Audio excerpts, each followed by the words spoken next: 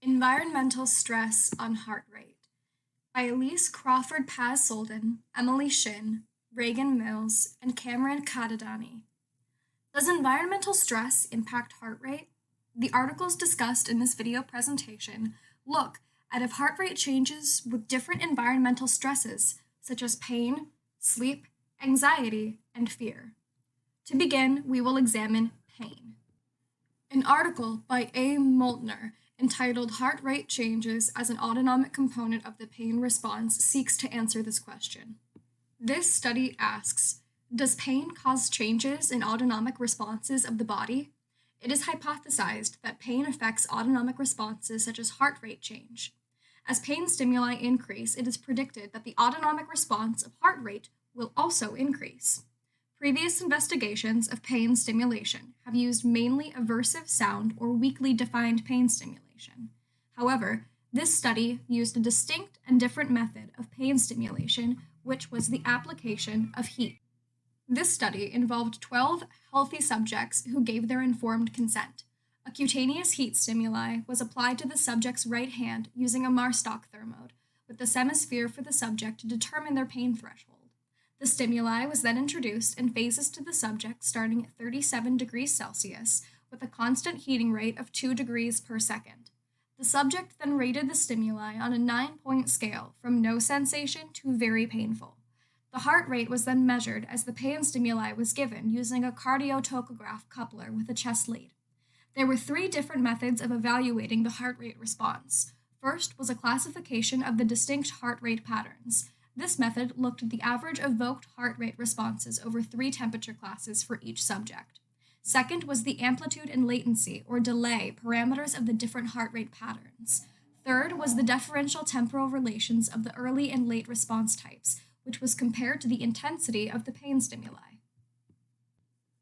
The results for the first evaluation of heart rate showed 2 types of average evoked heart rate responses, monophasic and biphasic. Monophasic is represented by a heart rate pattern with 1 peak, and responses had an increase of about 8 beats per minute. Biphasic is represented by a heart rate curve with 2 peaks, and responses had about the same magnitude as monophasic responses. The differential temporal relation results found differential time-dependent correlations with stimulation temperature, but also the perceived intensity of the stimulus of heat by the subject. Overall, the results showed a mean heart rate increase for stimulus intensity classes. The results also showed a correlation between temperature and mean heart rate increases.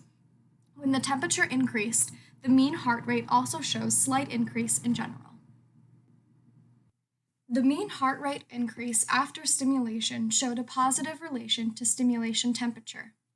However, there was also a relation with subject ratings and the delay before heart rate response, indicating that autonomic responses to heat pain stimulation might be from the subjective sensation rather than a direct response to the stimulation.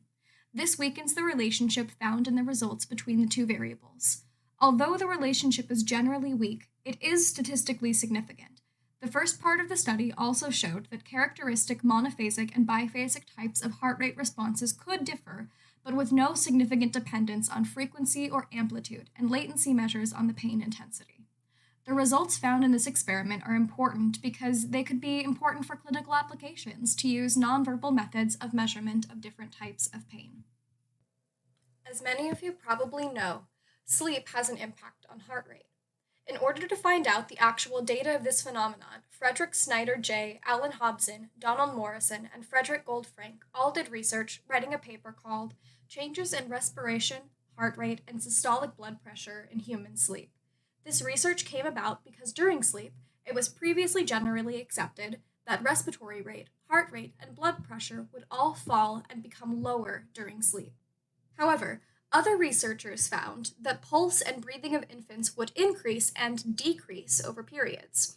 With further research done by others, Arskensi and Kleitman, Camilla, and Juviet et al. Found data correlating with different phases of sleep. The researchers in this study predicted that they would find data similar to these previous researchers.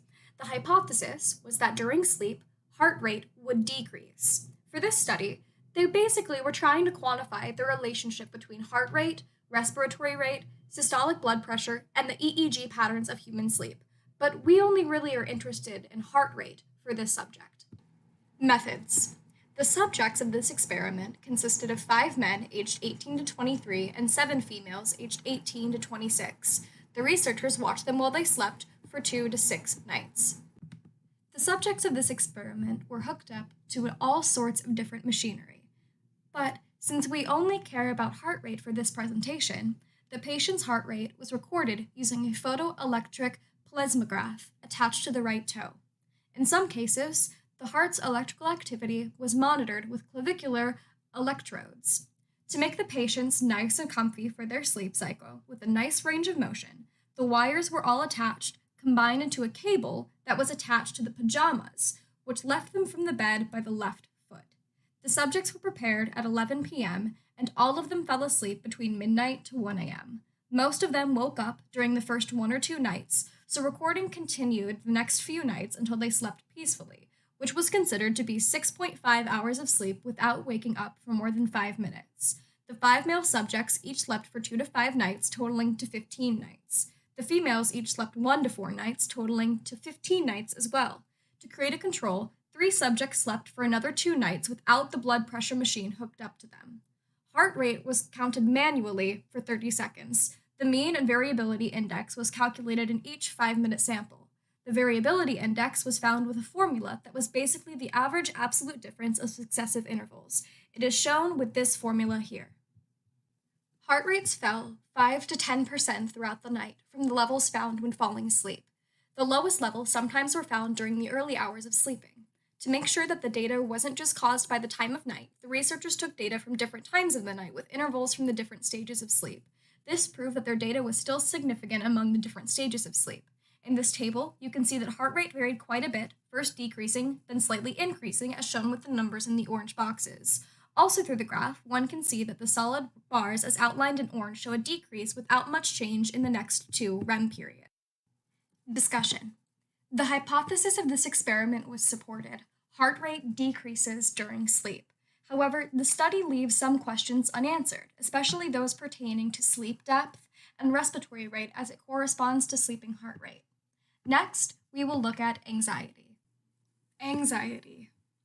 The article Autonomic Dysregulation in Panic Disorder and in Post-Traumatic Stress Disorder, the application of power spectrum analysis of heart rate variability at rest and in response to recollection of trauma or panic attacks, investigates the effect anxiety and other stress conditions have on human heart rate. The experiment sought to answer the question, how does heart rate variability change due to PTSD and PD, post-traumatic stress disorder and panic disorder, both conditions of which physiological anxiety is a key component? Why test this? Previous studies have shown that various stressors, emotional and otherwise, can influence human heart rate. The ramifications of this study have important implications for the medical field and understanding the manifestations of disorders such as PTSD and panic disorders. Understanding how the behaviors which manifest as a response to trauma impact the body's physiological processes is key for the treatment of such disorders. 14 patients experiencing PTSD or PD, otherwise not medicated, were inducted into the study after passing a comprehensive set of screening tests determining eligibility for the study. All patients reported a high frequency of panic attacks, 2 or more within a week. A control group of 25 patients free of panic disorders or PTSD were also inducted into the study. Electrocardiography, or ECG recordings, were used as a measure of heart rate and were taken over 15-minute intervals each time. A baseline was established in which all patients were completely at rest in a stress-free environment.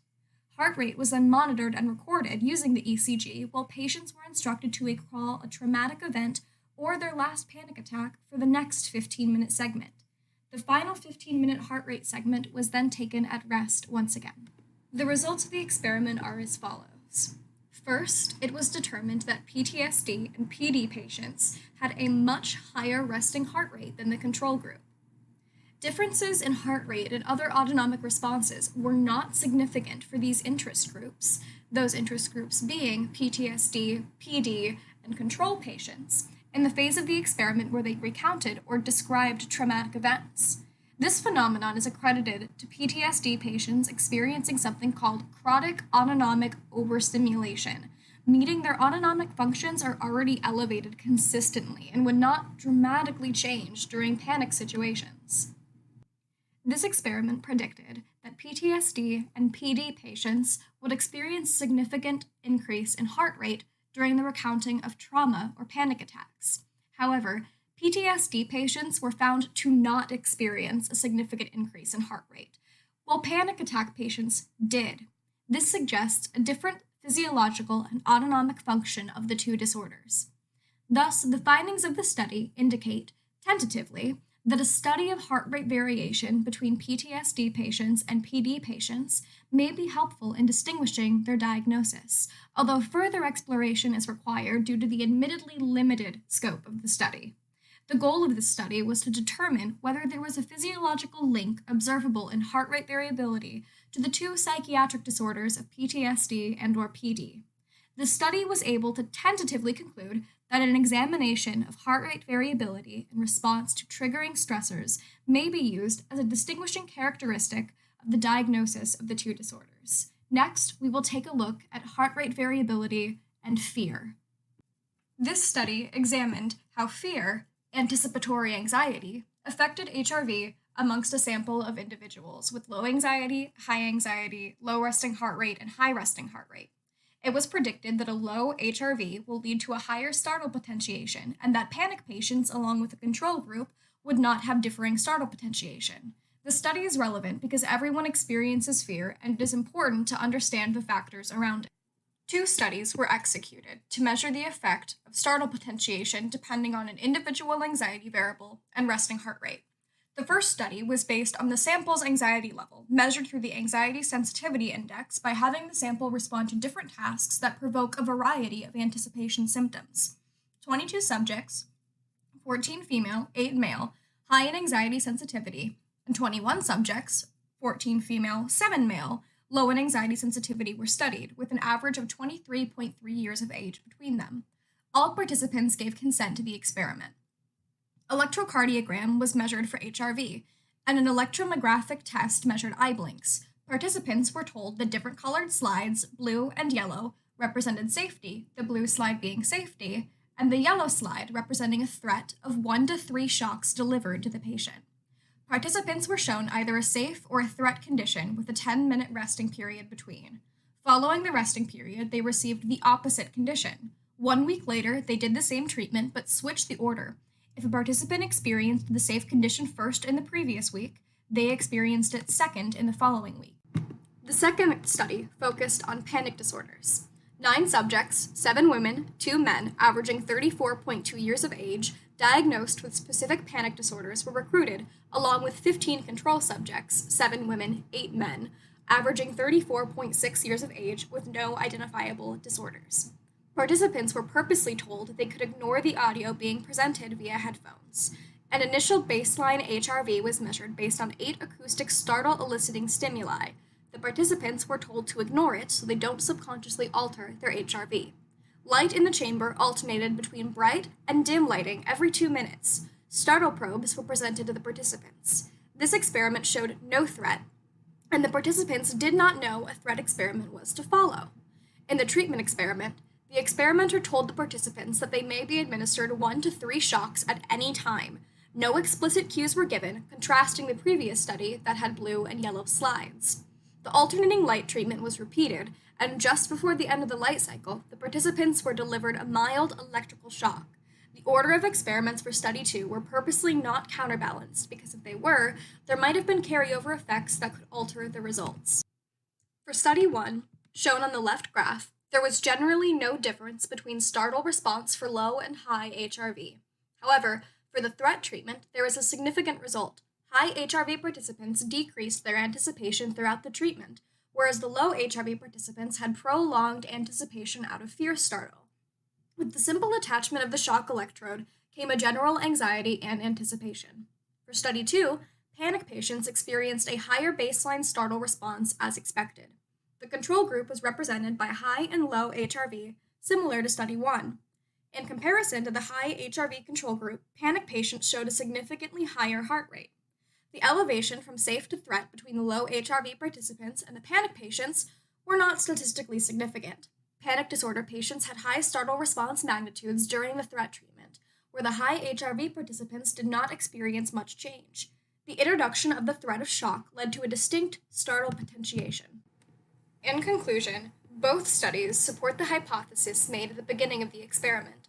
The prediction that panic patients and their controls do not differ was supported, kind of.